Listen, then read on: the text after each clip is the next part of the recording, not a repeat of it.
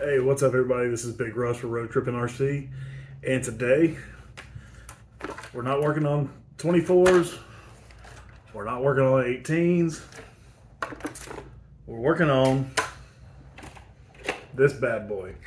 This is my WPL D12. What I'm going to show you also goes for the D42s. I don't know about the D12 Mini. I'm sure the rear works, but not the front, especially with what I'm using. So, yeah, stay tuned. I'm about to show you how to drop your K-Truck.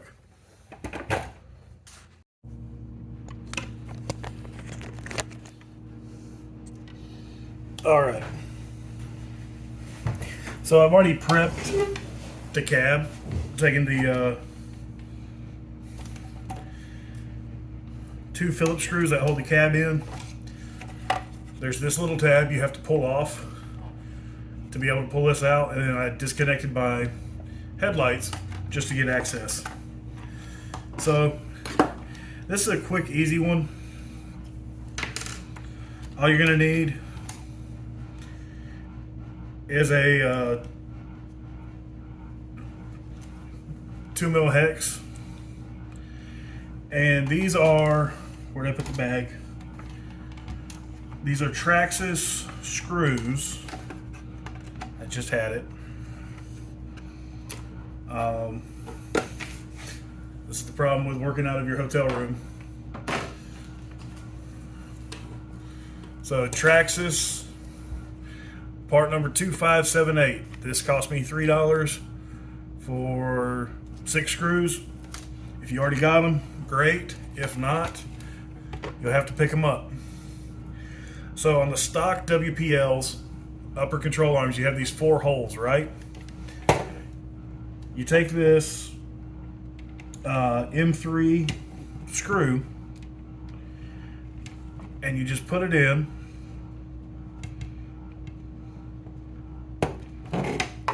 Your control arm and just run it in. It's going to be tight. You're actually cutting threads in. Okay?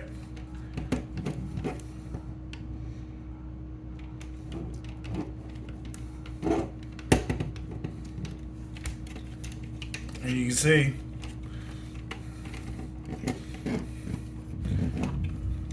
here's the stock one. Here's the mildly modified. Now, you may have to put them in all 4, but I'm going to try this, set the body on, see if it sits flat, and if it doesn't, I can put the other ones in, and we have a infinitely adjustable front suspension as long as you have these screws in. Right? Now, my goal isn't to like super slam this thing, but I just want it to match the rear, and I'll show you guys what I did to drop the rear of this. The rear literally cost you like 5 minutes of your time. It's great.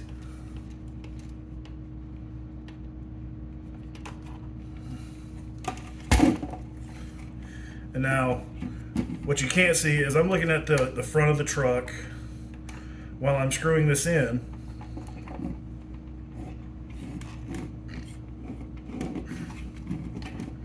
To make sure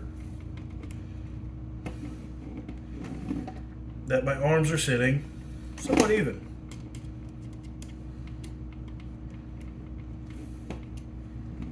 Okay.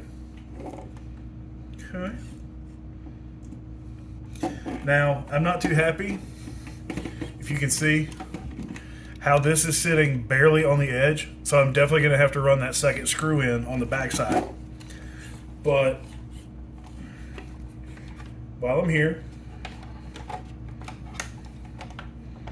just kind of do a quick mock-up. You know, it's getting there. It's close to where I want it to be.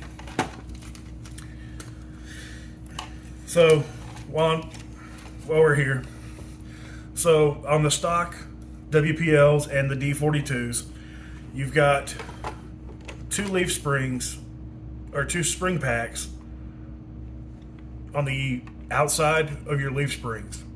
This causes it to arch up, and as you can see, I really don't have a lot of downward travel because I took those 2 packs, literally 3 screws, takes you 5 minutes. Take those 2 packs, put them back on top of the original factory leaf spring like you took them off the bottom side, and it will drop the back end to the point where you literally have a little bit of clearance between the axle, the differential cover or housing. Let's see if I can show you the diff cover or the differential housing in the battery box. Super simple. Like I said, it takes like 5 minutes of your time to do. And like I said, if you already have some M3 by 12 screws, this is a free mod. Let's be real. This could technically be a free mod if you already have the hardware.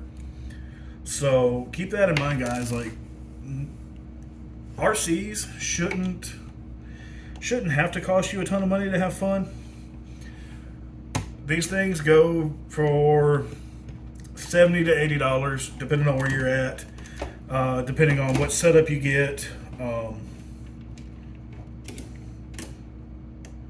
Now, I probably will upgrade to, there's a 3D printed lowering kit on the market for these. And I may go for it because it basically moves the stock control arm up.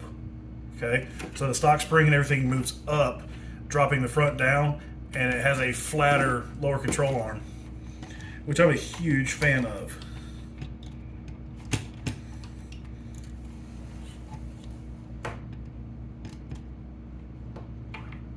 Okay, so I might be a little too low on the front. I don't have any suspension travel.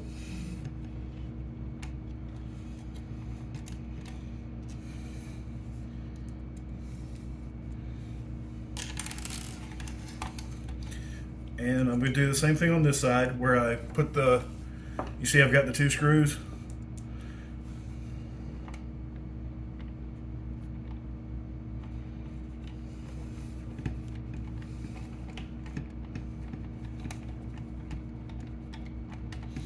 This thing reminds me of my actual mini truck back home.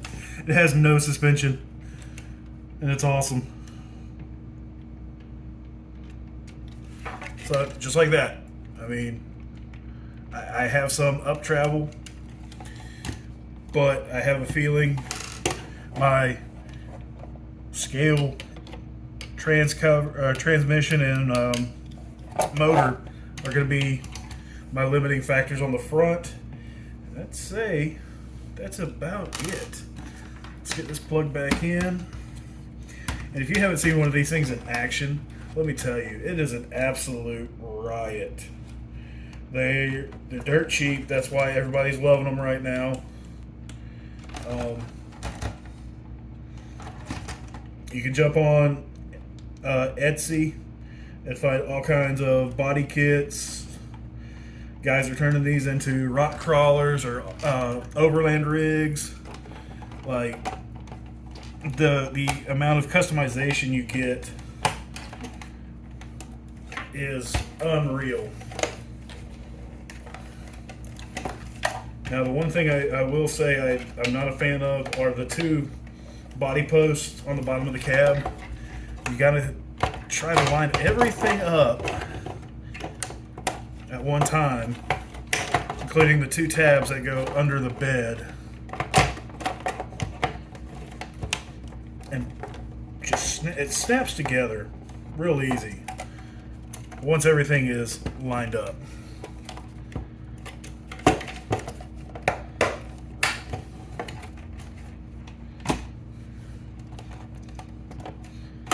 Okay. I got the front sitting lower. Okay. So I've got about the same wheel gap front to back. Okay. I can barely get my finger in there.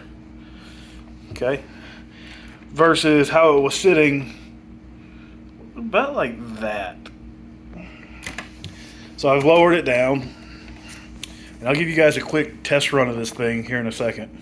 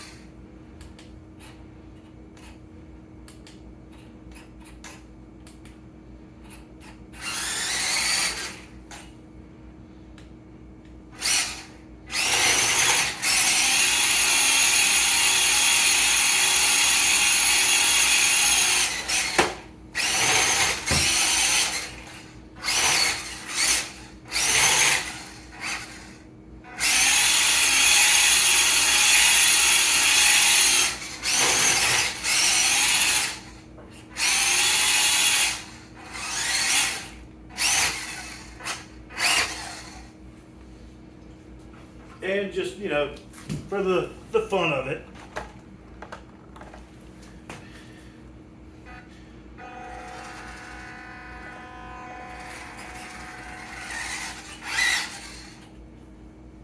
You can haul your 24 scale deadbolt or C10 in the bed of it.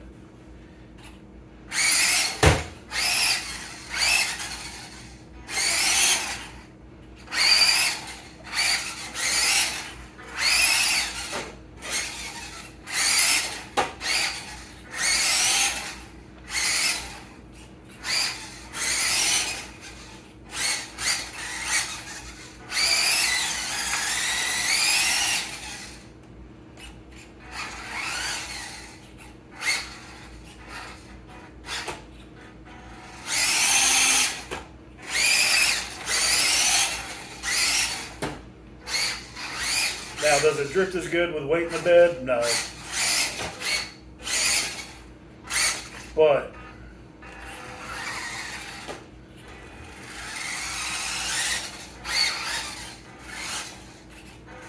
outside of it just being ridiculously loud for the motor, this is one of my favorite features. I'm going to turn the radio off, and it starts blinking the headlights at you. Turn it back on.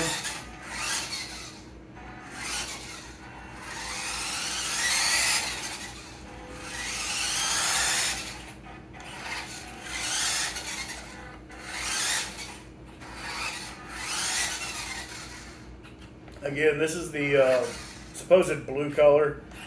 I don't know how well the camera picks it up, but in person it's more green. I absolutely love it. With that being said, that's my WPL.